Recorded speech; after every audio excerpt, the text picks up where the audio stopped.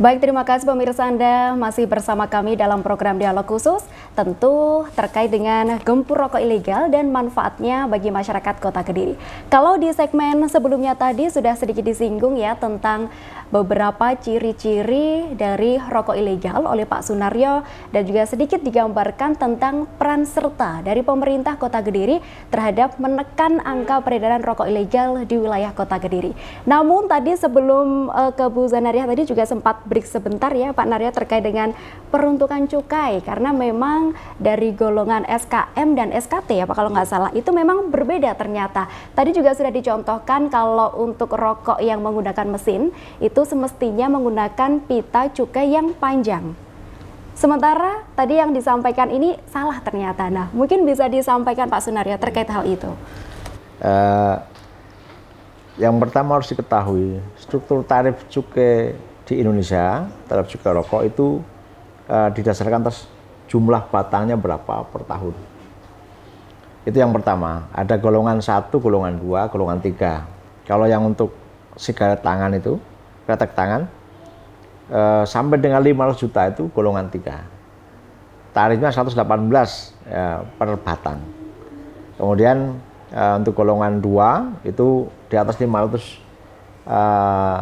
juta ya. Tarifnya lebih tinggi tarifnya, kemudian yang golongan 1 lebih tinggi lagi. Nah, ini yang SKT. Kalau yang SKM ada 2 golongan, golongan 1, golongan 2. Di atas 3 miliar golongan 1, di bawah 3 miliar golongan 2. Nah, kadang-kadang ada pabrik yang memesan pita cukai untuk yang SKT yang tarifnya rendah ya. Biasanya golongan 3 itu dilekatkan di SKM. Yang tarifnya selisihnya hampir 2 kali lipatnya. 2 kali lipat nilai cukai berarti. Ya. Nah, ini yang 2 kali lipat ini yang dipakai untuk ya mereka mengambil untung dari situ, padahal harusnya ke negara. Nah, kenapa ada jenjang seperti ini tarifnya? Karena pemerintah itu kepada yang padat karya, Bu, seperti Kediri itu, yang SKT, itu harus kasih insentif yang rendah, sehingga mereka bisa menyerap tenaga kerja. Seperti itu. Nah, celakanya banyak yang pengusaha yang nakal itu melekatkan yang untuk SKT ke SKM. Nah, ini yang nggak boleh seperti itu. Oke, jadi memang dari nilai cukai itu sendiri dikembalikan ke masyarakat begitu ya Pak nantinya gitu. Oh iya, kalau untuk cukai itu kan pungutan negara yang nanti dikumpulkan melalui ke APBN, kemudian nanti didistribusi ke masyarakat. Ada dalam bentuk pajak rokok, ada dalam bentuk dana bagi hasil cukai. Kalau yang pajak rokok semua wilayah dapat. Itu 10% kali nilai cukai. Didasarkan jumlah penduduk. Nah ini. Kalau yang untuk DPH hanya wilayah tertentu. Ada pabriknya, ada kebun tembakonya, ada tenaga kerjanya seperti itu. Oke, jadi memang nantinya ini juga dari nilai cukai itu sendiri dikembalikan ke masyarakat berupa beragam kegiatan. Nah, salah satunya seperti yang disampaikan Pak Sunaryo tadi.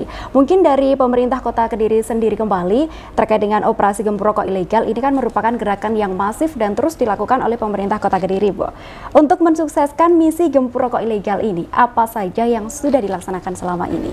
Nah, jadi sangat penting itu untuk sosialisasi, yaitu dengan mengedukasi masyarakat tentang larangan peredaran rokok ilegal. Edukasi tersebut dilakukan melalui kampanye dan juga publikasi di beberapa media dan juga berbagai event. Selain itu kami berkolaborasi dengan Bea Cukai untuk menyelenggarakan operasi bersama pada toko atau warung yang berpotensi menjual rokok ilegal. Oke, jadi memang kegiatannya sangat banyak ya. Kalau mungkin dilihat dari anggaran yang tadi sempat disinggung sedikit sama Pak Sunaryo, DBHJHT ini Kota Kediri mendapatkan berapa anggaran, Bu? ditanya anggaran, tapi ya, memang harus transparan. Iya, betul. Untuk tahun 2023 ini Kota Kediri mendapatkan alokasi anggaran dari DBHCHT itu sebesar 155 miliar. Oke. Jadi memang ini kalau terkait dengan anggaran DBHCHT, Pak Sunaryo mungkin bisa disampaikan Kota Kediri ini dari tahun ke tahun terus meningkat atau seperti apa? Dari nominalnya pasti meningkat, karena kan sejalan dengan penerimaan cukai. Nah, memang ketika misalnya terjadi penurunan, nanti ya ada penurunan DPH. Nah, ini yang harus kita concern bersama, termasuk efek dari rokok ilegal. Nah, kalau untuk Kediri luar biasa Ibu, saya melihat bagaimana prudennya Bu terkait dengan alokasi ini untuk pengelolaan debat terkait dengan penyuluhan di bidang cukai ya, sehingga luar biasa. Jadi setiap tahun meningkat. Ya, ini yang harus kita jaga bersama. Oke, jadi memang anggarannya 155 miliar ini harapannya juga dikembalikan ke masyarakat melalui beberapa agenda kegiatan gitu. Kalau mungkin Pak Sunaryo nih, di wilayah kerja Bea Cukai Kediri sendiri, yang paling besar nilainya itu di wilayah mana Pak? Kota Kediri sendiri, DBHCHT-nya?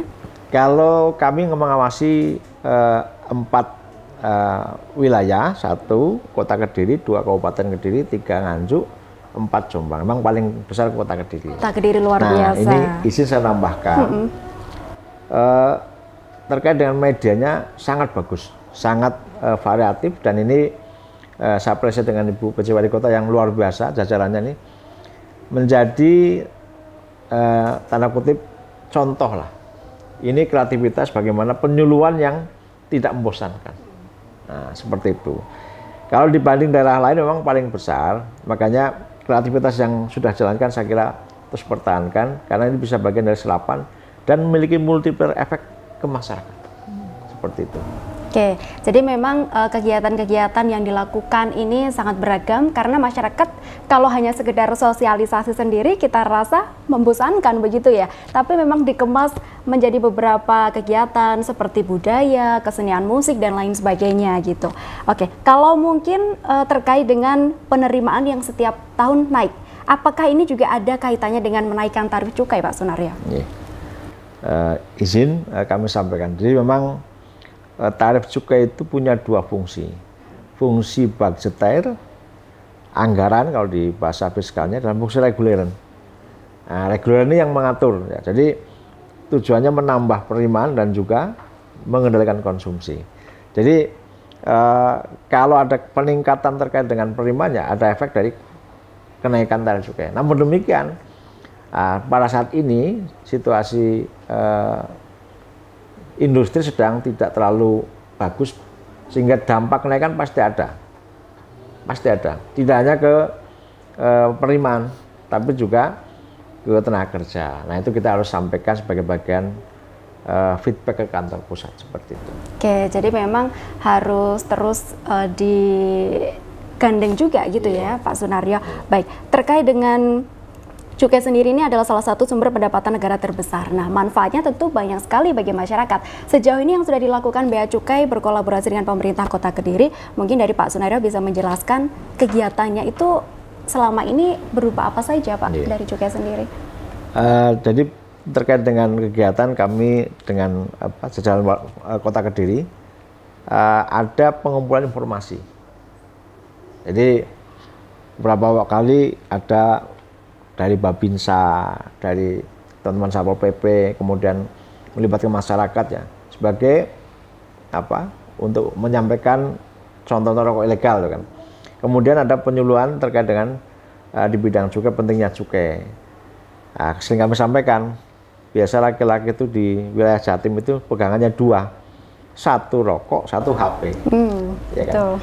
Kalau rokok itu rutin. Dan kalau sampai kita nggak care, Bea Cukai nggak care, itu ada uang yang ke negara hilang. Kalau HP paling 2-3 bulan udah setahun lah itu. Sekali tok, 10% kan. Makanya kami care sekali. Jangan sampai ketika orang mengkonsumsi ya harus bayar cukai seperti itu. Luar biasa. Jadi kami ada pengumpulan informasi, ada operasi bersama. Ada operasi bersama, ada turun dengan teman-teman Satpol PP untuk ke wilayah-wilayah tertentu untuk mencari peredaran rokok ilegal seperti itu. Oke, kalau di wilayah Kota Kediri sendiri Pak, pernah ada nggak Pak temuan rokok ilegal gitu Pak? Kalau temuan ada, tapi tidak signifikan. Kenapa? Jadi saya punya penelitian Ibu, ini izin saya sampaikan. Di wilayah yang tanda kutip daya belinya bagus, wilayah yang sejahtera, itu cenderung rokok ilegal rendah Bu. Jadi orang yang punya pride tinggi itu, wilayah masyarakat yang punya pride tinggi, kebanggaan tinggi itu biasanya nggak beli rokok ilegal. Nah, tapi kalau yang daerahnya daerah yang tidak terjangkau, marketing kemudian daya belinya rendah, itu banyak rokok ilegal. Nah, Kediri ini kan kota paling bahagia. Ya Bu ya.